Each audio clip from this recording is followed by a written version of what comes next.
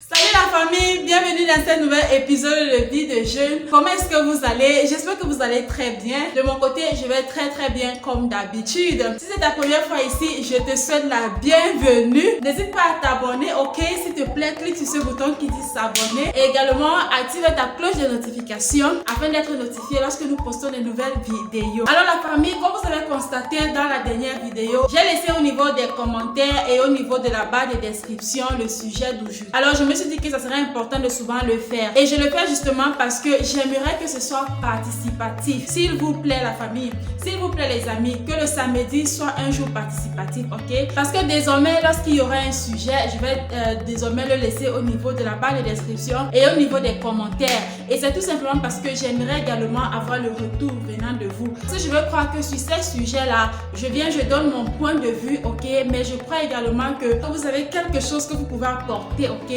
Alors n'hésitez pas à laisser en commentaire ce que vous pensez par rapport au sujet. N'hésitez pas à laisser en commentaire quelque chose qui peut bénir la vie de quelqu'un. Parce qu'au niveau des commentaires, laissez-moi vous dire, quelqu'un peut arriver et il est grandement béni par votre réponse. Non pas forcément parce que je dis dans la vidéo, mais par votre réponse également. Alors aujourd'hui, comme vous le savez déjà, nous allons parler de épouser un non-croyant ou une non-croyante. Les avantages et les inconvénients de cela. C'est de ça que nous allons parler aujourd'hui, mais c'est juste après.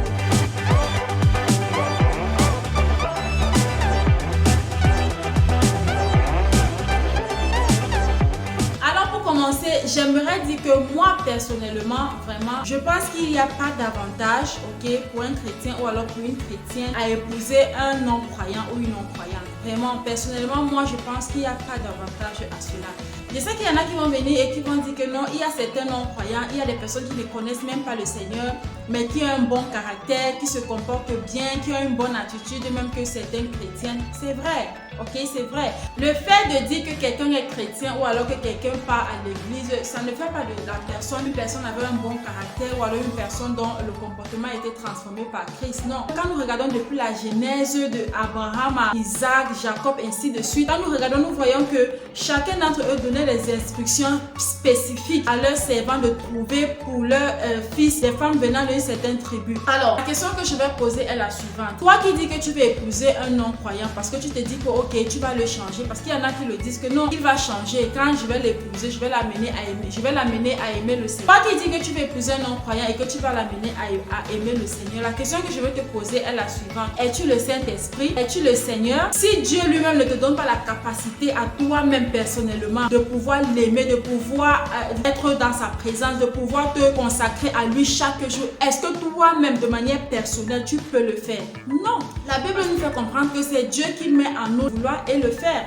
Donc si Dieu même déjà lui-même ne nous donne pas la capacité à nous de manière personnelle de pouvoir l'aimer, de pouvoir le servir, de pouvoir faire ce qu'il veut que nous fassions. Si il ne nous donne pas cette capacité, nous serons incapables de le faire. Et maintenant toi, tu dis que non, tu veux épouser un non-croyant parce que tu vas l'amener à changer, mais c'est impossible. Tu ne peux pas changer un être humain. Si Dieu ne le transforme pas, si Dieu ne le change pas, si le Saint-Esprit ne travaille pas dans son cœur, il ne pourra pas changer. Et tu vas te mettre dans des problèmes pour tout le reste de ta vie. Tu vas te mettre dans des problèmes pour rien. Et c'est vrai même, tu peux même finir par épouser cette personne, ok? Tu peux finir par épouser cette personne et cette personne en fait ne refuse même pas que tu continues à aller dans ton église. Cette personne n'est pas contre ton église, elle n'est pas contre ta foi, ainsi de suite, ok? Elle te laisse bien servir le Seigneur et tout, oui.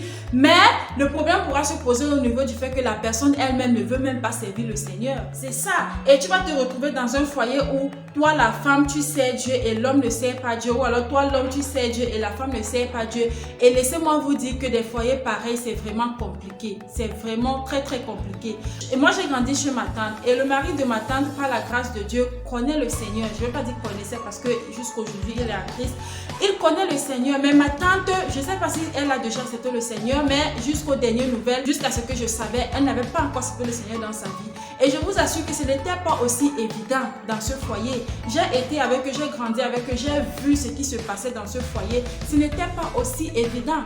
Donc être dans un foyer où l'un connaît le Seigneur, l'autre ne connaît pas le Seigneur, vraiment ce n'est pas facile. Il y aura toujours quelque chose, arrivé à un niveau qui va être comme Ça sera comme cet ingrédient qui manque en fait. Ça sera comme cette chose-là qu'il faut pour que ça soit complète, pour que votre ambiance, pour que l'ambiance dans votre maison, dans ton foyer, pour que tout soit ok. Et cet ingrédient-là justement sera le fait que dans le cœur de ton partenaire ou alors de ta partenaire, il n'y a pas Christ. Ça sera l'ingrédient qui manque. Et autre chose que j'aimerais ajouter, c'est que hormis ça même, si vous faites face à des difficultés, si vous faites face à des problèmes, toi tu vas venir en disant que non, il faut qu'on jeûne, il faut qu'on prie.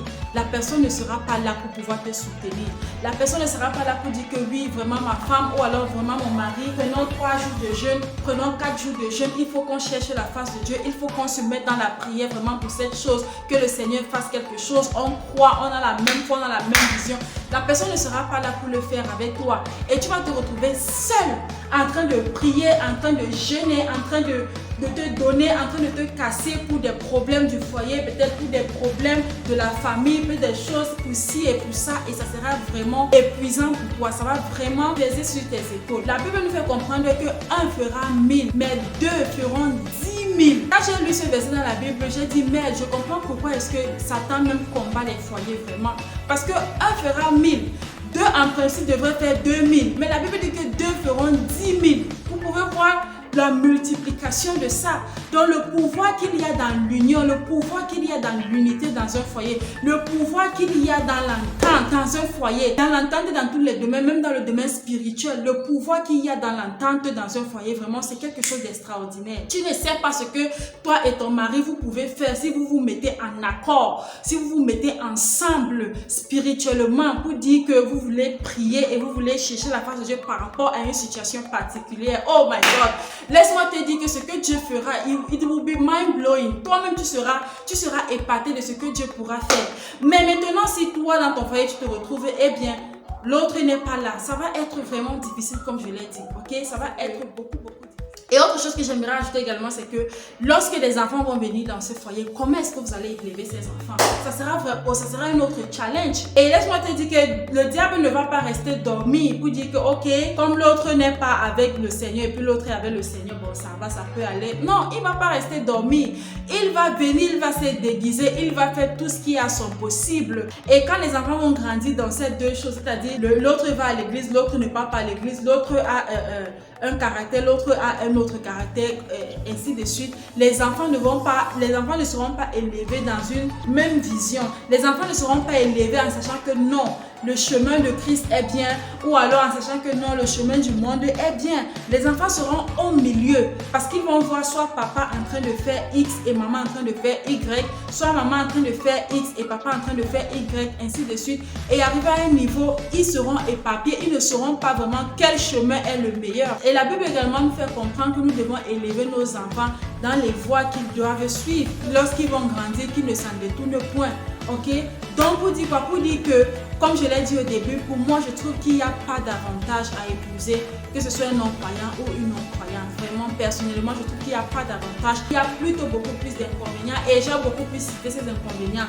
Et comme je l'ai dit également, je donne mon point de vue. N'hésitez pas à laisser en commentaire ce que vous pensez. Et également, je vais laisser en commentaire et au niveau de la barre de description le sujet de la semaine prochaine.